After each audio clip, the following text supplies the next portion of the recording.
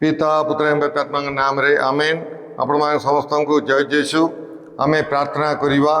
नमस्ते मरिया अनुग्रह पूर्ण प्रभु तुम्हारी संगे नारीगण मध्य तुम्हें धन्य एवं धन्य तुमर गर्भफल जीशु होई परमेश्वर माता अपने मरिया अंबे माने पापी अम्बान निमंते वर्तमान और अम्बान मरण समय नूतना कर कृष्णटारे मोर स्नेहर भाई भाई मैंने मुझे समस्त यही दैनिक आहार प्रोग्राम को मु स्वागत जनावि। आज हूँ जून मास 19 तारिख शुक्रवार दिन। आज सुसमाचार माती सुसमाचार 6 अध्याय 19 रु 23 पर्यंत आम ध्यान करवा। पृथ्वी रे निजर सकाशे संपद संचय कर ना जोठारे कीट और कलंकी क्षय करे एवं चोर माने सिंधि खोली चोरी करि नियंती किंतु निज पाई स्वर्गरे धन संचय कर जोठारे कीट और कलंकी नष्ट करे नाही एवं चोर माने सिंधि खोली चोरी करि पारंती नाही कारण जोठारे तुमर धन सेठारे तुमर हृदय। चक्षु शरीर प्रतीक अटे एणु तुमर चक्षु जेबे सुस्थ रहे तबे तुमर समग्र शरीर आलोकमय हेब किंतु तुमर चक्षु जेबे असुस्थ रहे तबे तुमर समग्र शरीर अंधकारमय हेब। जदि तुमठारे थिबा आलोक अंधकार हुए तबे सही अंधकार केड़े भयंकर न हेब। प्रभुंकर सुसमाचार। हे प्रभु जीशु ख्रीष्ट तुमर प्रशंसा है। कृष्णठारे मोर स्नेहर भाई भाई मैंने आज सुसमाचार रे प्रभु जीशु ख्रीष्ट आम मान प्रकृत रे आमे कुआड़े संपत्ति संचय रखिबार अच्छी विषय रे कहते। प्रकृत रे आमर संपत्ति कौन यही विषय रे प्रभु जीशु ख्रीष्ट आम मान को कहते। पृथ्वी रे निज सकाशे संपद संचय कर ना किंतु निज पाई स्वर्ग रे धन संचय कर बोली कहते से। यार अर्थ कौन अच्छी एठारे जीशु कहवाई चाहते जे आमे स्वर्गरे संपत्ति संचय न करी आमे केवल जदि पृथ्वी रे संपत्ति संचय करिबा यह गोटे मूर्ख विषय। कारण पृथ्वीर धन संपत्ति अल्प समय पाई रहिबो किंतु स्वर्गर धन संपत्ति कौन जहाँकि आमर पुण्य माने स्वर्गर संपत्ति कौन आमर धार्मिक कार्य गुड़िक आमर पुण्य ये सबू सदा बेले पाई रहिबो एवं आम मानू अनंत जीवन प्रदान करिबो। यही पृथ्वीर संपत्ति टंका पैसा सुना रूपा आमको अनंत जीवन प्रदान करिबो नै। तेणुक आम सबु बेले पाई माने दृष्टि रहिबा विषय को गुरुत्व देवा बुद्धिमंत कार्य। तेणुक कौन अच्छी यही पृथ्वीर आज जड़े धनी किंतु काली की से गरीब हो पारे। तेणुक ये पृथ्वीर विषय गुड़िक धन संपत्ति जमी बाड़ी सुना रूपा ये सबू आमर जीवन ये सबू किसी ग्यारंटी ना आज अच्छी काली रोइब कि ना कि किसी ग्यारंटी ना किंतु जो पुण्य आम अर्जन करवा आमर धार्मिक जीवन द्वारा जो पुण्य आम अर्जन करवा ताहा केबे क्षय हेब ना सबु बेले पाई रहिब। थरे जड़े व्यक्ति से पुण्य अर्जन करवा से केबे नष्ट ताहा केबे नष्ट हेब ना।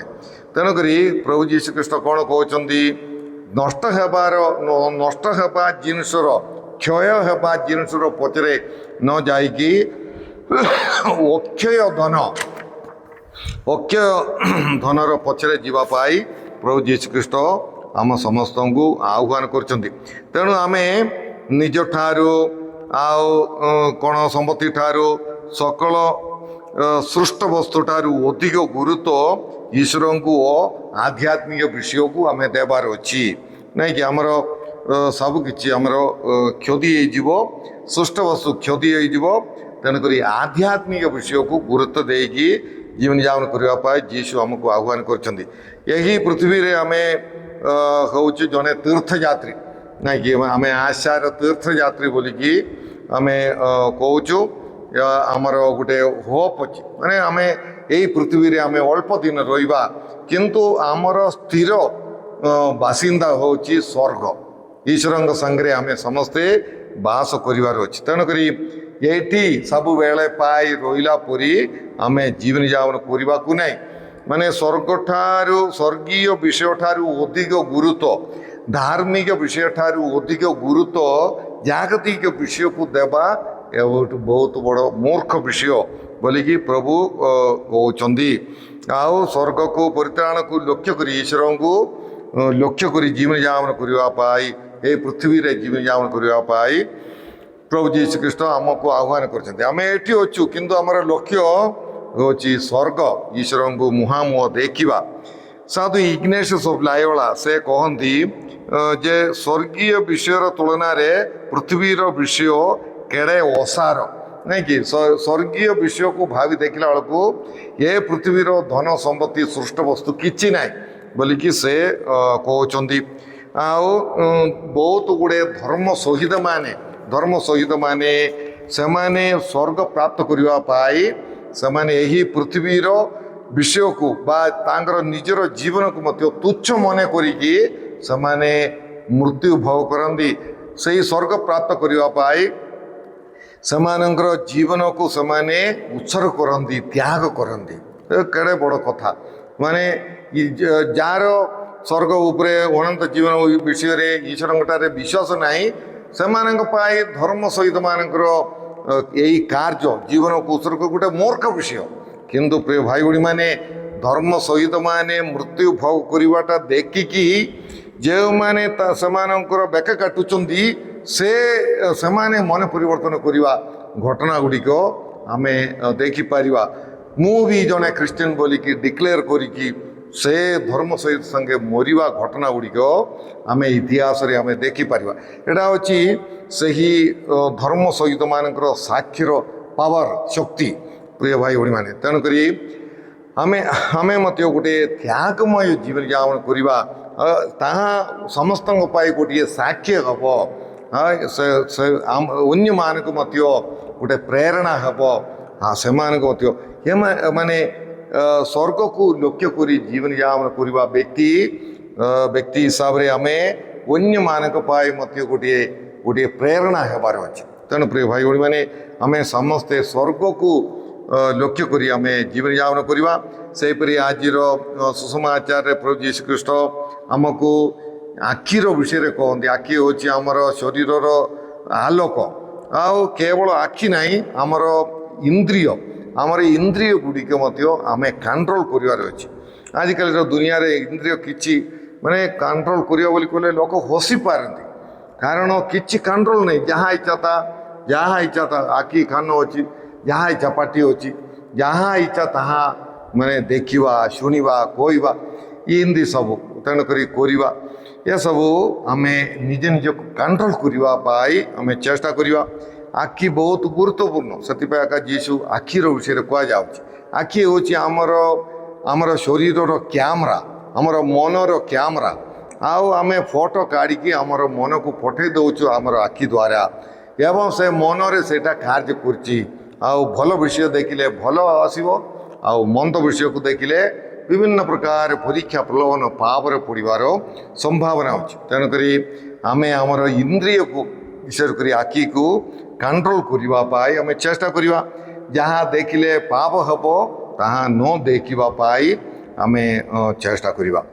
ଆମେ ନିଜକୁ ପରୀକ୍ଷା କରି ଦେଖିବା, ଯେଉଁ ବିଷୟକୁ ମୁଁ ମୋର ଜୀବନରେ ଗୁରୁତ୍ୱ ଦେଉଛି ତାହା ମୋତେ ଅନନ୍ତ ଜୀବନ ପାଇବା ପାଇଁ ସାହାଯ୍ୟ କରିବ କି ନାହିଁ।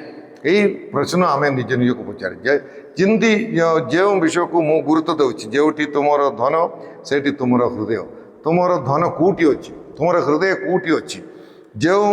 ଯେଉଁଠି ତୁମର ହୃଦୟ ଧନ ଅଛି, ସେ ଧନ ତୁମକୁ ଆମକୁ ଅନନ୍ତ ଜୀବନ ପ୍ରଦାନ କରିବ କି ନାହିଁ, ଏହି ପ୍ରଶ୍ନ ଆମେ ନିଜକୁ ପଚାରିବା।